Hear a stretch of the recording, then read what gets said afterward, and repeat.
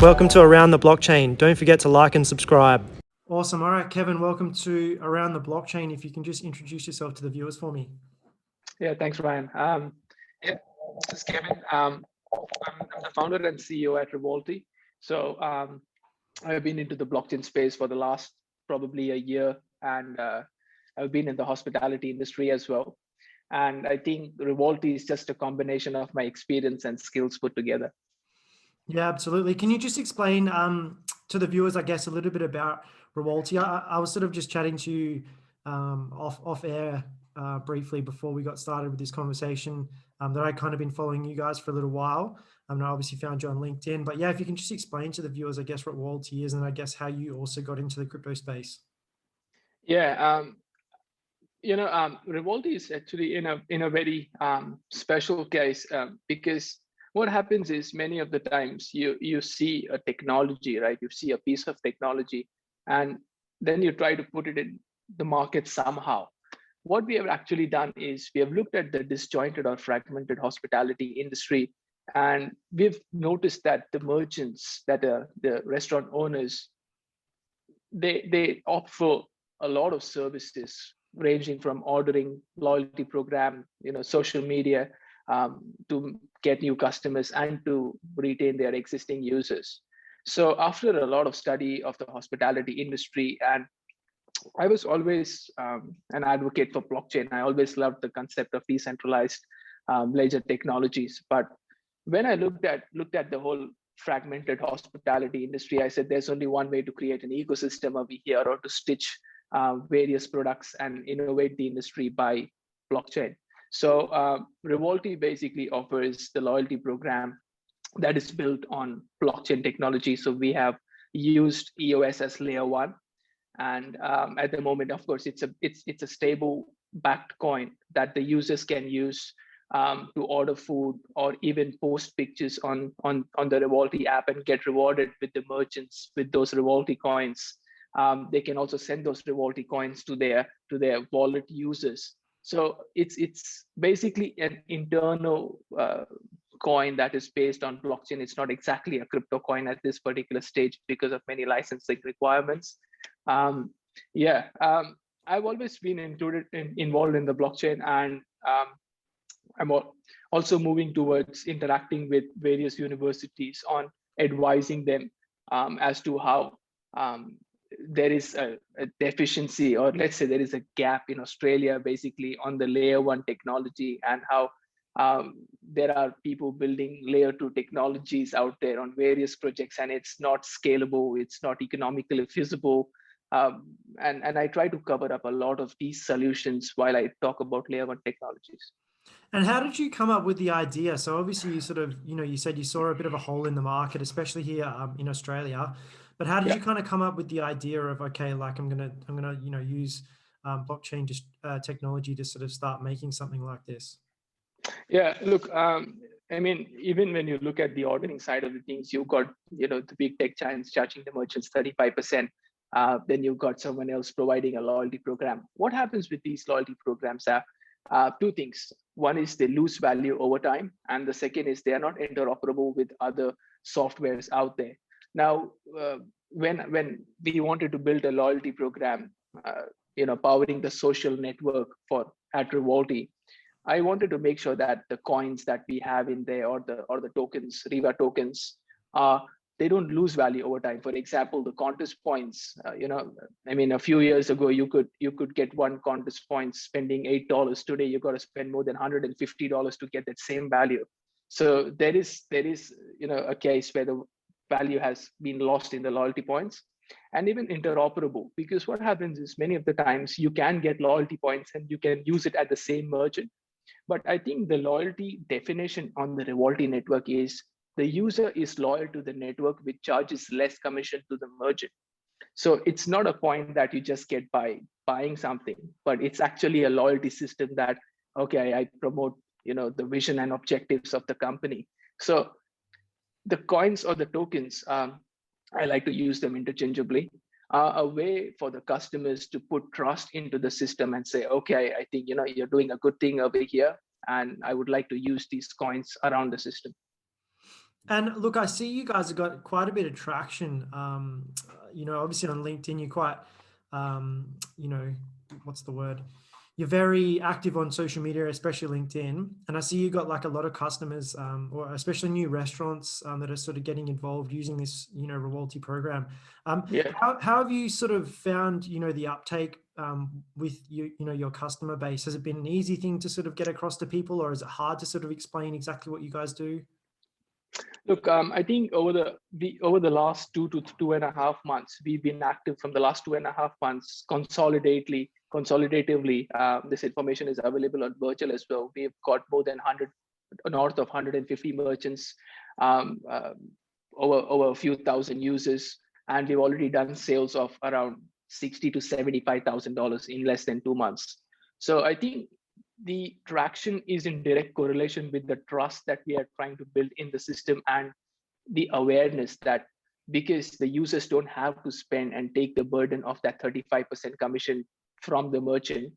um, it has been tough to create the awareness on various angles, but the beauty with this is that the word of mouth from the users to the other ones have been more powerful than the social media, and that is exactly what we anticipated as well. And so you just mentioned virtual there as well. So you guys are you doing some kind of funding round at the moment? Ryan, I'm so happy you asked that, because we have just gone live with virtual today, and we've already started getting a good number of expression of interest on the virtual platform. The whole concept is to allow every person out there, right, is either a merchant, is either a customer, or is either a rider, or is someone who believes that there has to be an equivocal stance in any industry. What we have done is we have tried to take this product to the market, and through virtual, we're trying to put it out there that, okay, this is something that you are going to use, this is something that you believe in, and this is something that you can invest in. So when these three things come together, it's beautiful, because that's the way you retain that customer again and again. So if you spend, you invested X amount of money into something, you may want to keep using it over your competitors. So that was a marketing strategy to get more customers and to raise money at the same time. Yeah, that's awesome. Look, congratulations. Obviously, yeah, going through virtual is quite a big step for most companies. So, yeah, congratulations. It's a bit of a Thanks. milestone you've just ticked off. Yeah. Look, what's the eventual goal for Rewalty? Where are you looking to try and take things?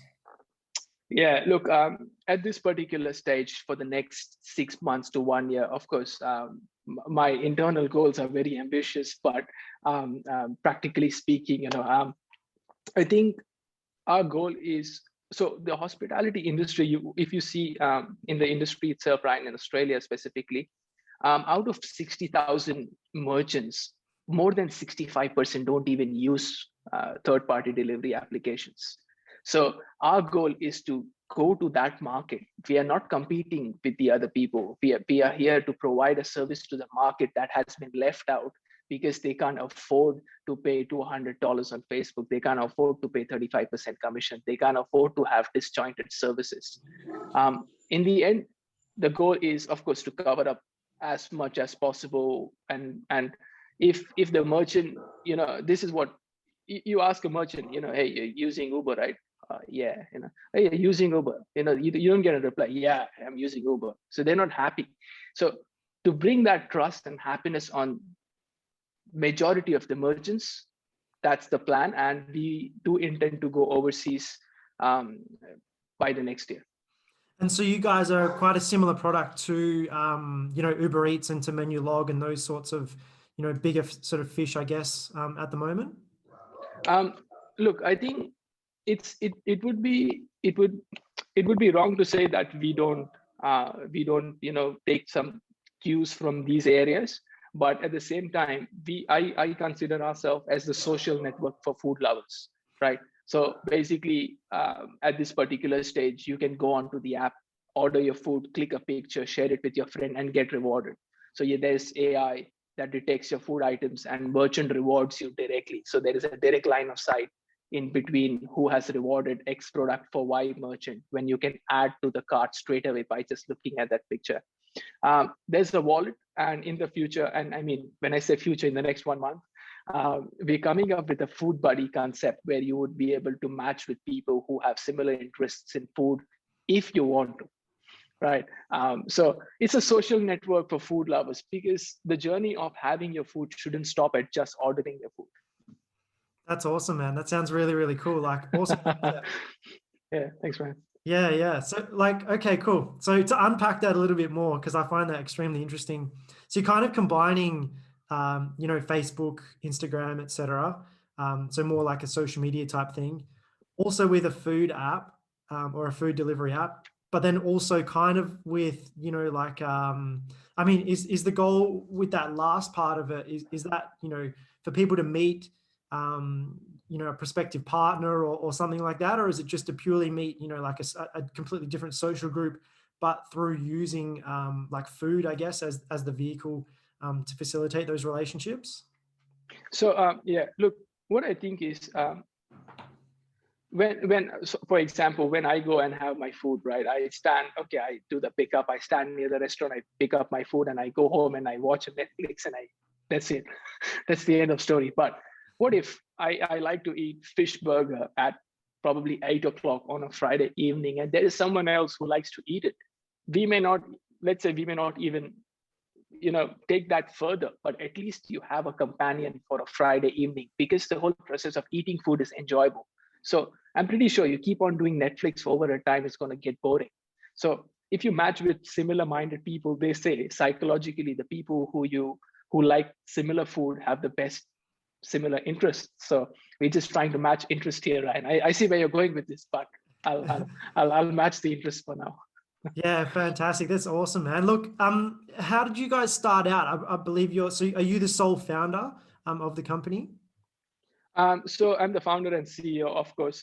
We do have a few business partners that have contributed from different perspectives towards the product. And I started developing the product probably in September, October last year. And I got a lot of word out there that it's impossible to create a layer to scaling solution with that many users in less than a year. We developed the whole product suite in less than 3 months and took it to market in less than 6 months, generating revenue. So at this particular stage, we are a group of 8 members in the team based in Osman Park, WA. And we've got the operations, we've got the information officer, of course, we've got the merchant specialist, we've got the customer relationship specialist. So we've got a range of people that come together, and they are the ones who have taken it this far. That's awesome, man. Yeah, that's really, really cool to sort of see something so innovative come out of Perth. Perth's a pretty small city in the scheme of things. But I think there's a lot of talent here. So you guys have done really well. Have you found anything majorly challenging over, the short period of time you guys have been active and live? I think what happens is when you want to compare apples to apples in the marketing space, where I wouldn't say competitors, but people in, a semi-similar industries got a few $100 million to market, and where you have less than 1% of that to, gain the same kind of traction you need to have the economy of scale in the product itself. I think at that particular stance, the innovativeness and the stress to come out with the innovativeness is challenging. But I say innovative, stress, and challenging in the same statement, because that's what makes it revolutionary at the end of the day. So managing that resources, the limited amount of resources, was the biggest challenge for us. And do you guys, have plans maybe to go international at some point, or are you just kind of looking to really nail the Australian market first before you start making bigger and bolder plans like that?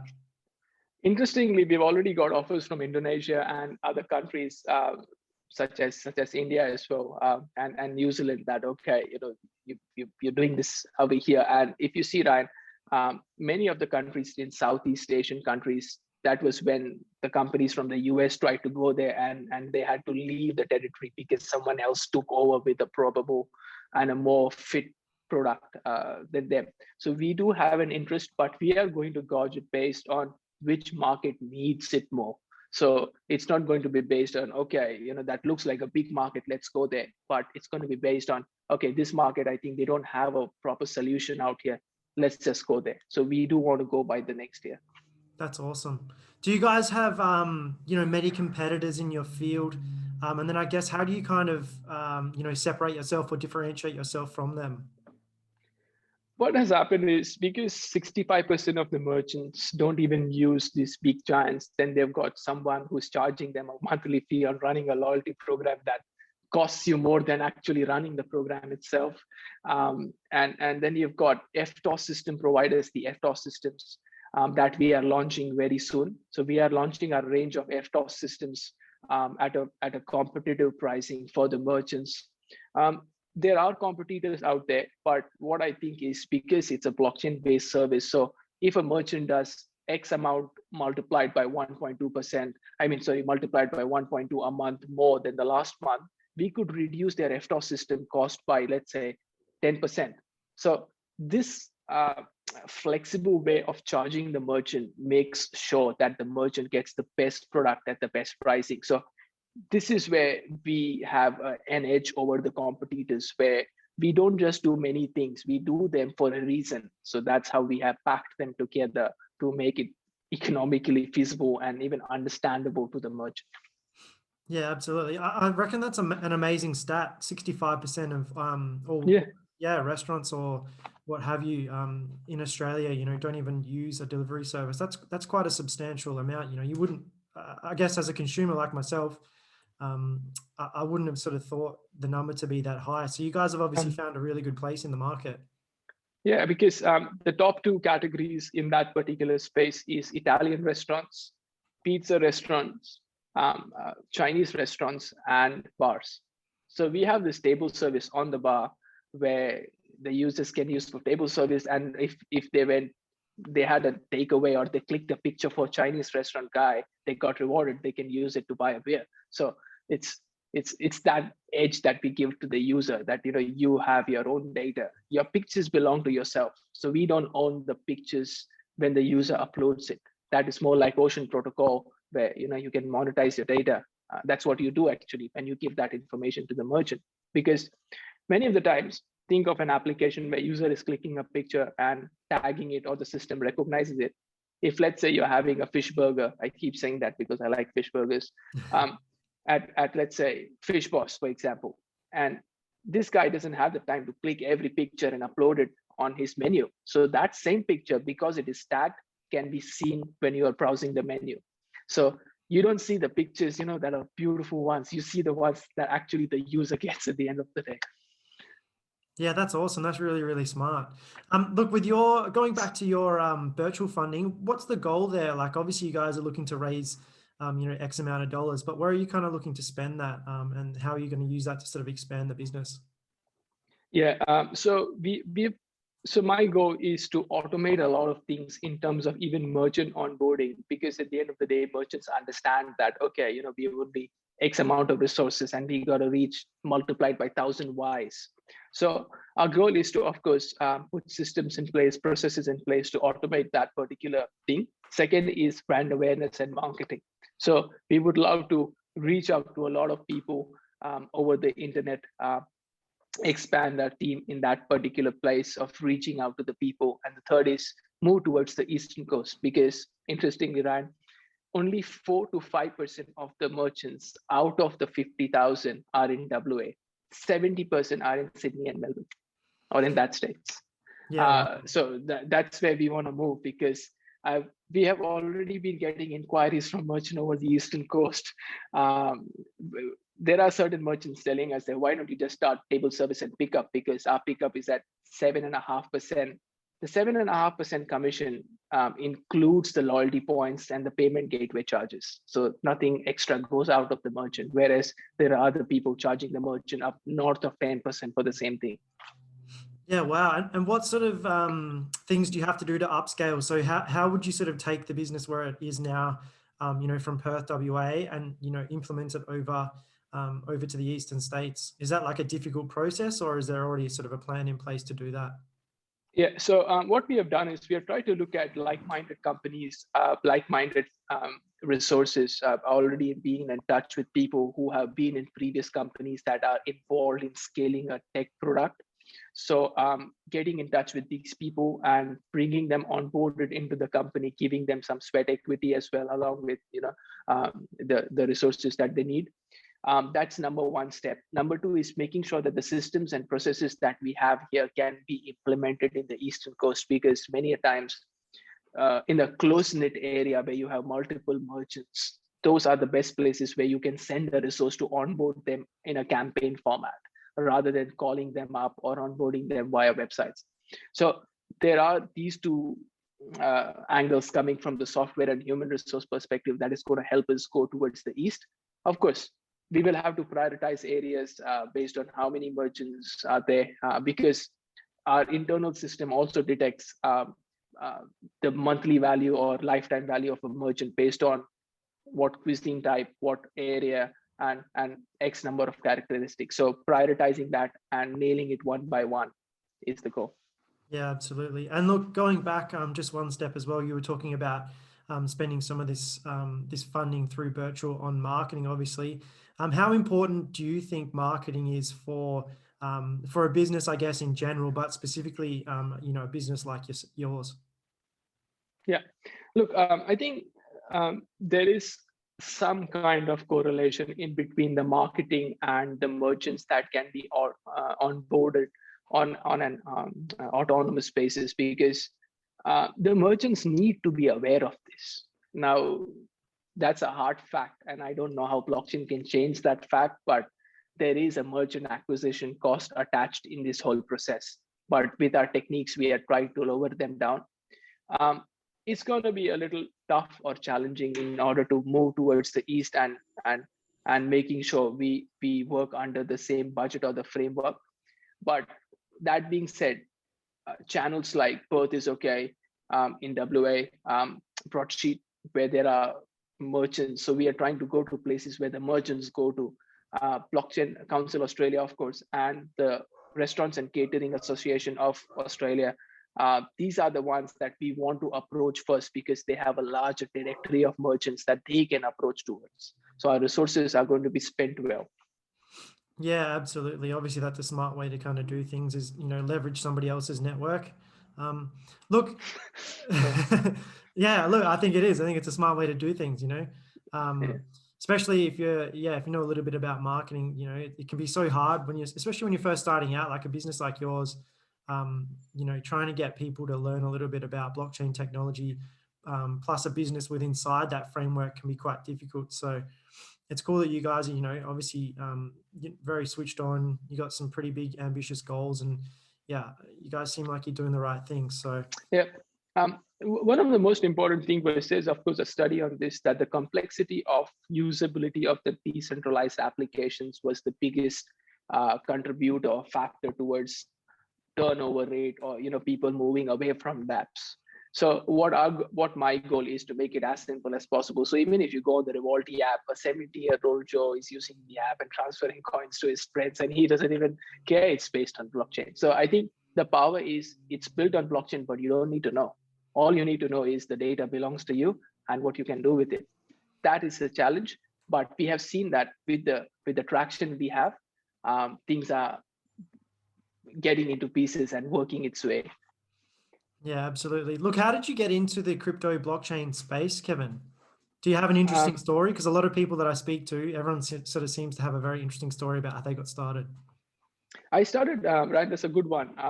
I started coding, Ryan, when I was 9. And when 2 years ago, a year ago, probably, let's say 2 years ago, I knew, okay, there's something called as blockchain and people are talking about it, but I was not focused on it. And then I started researching on it a year ago. And I'm working on a project that's based on, but I can't talk about it on this show, but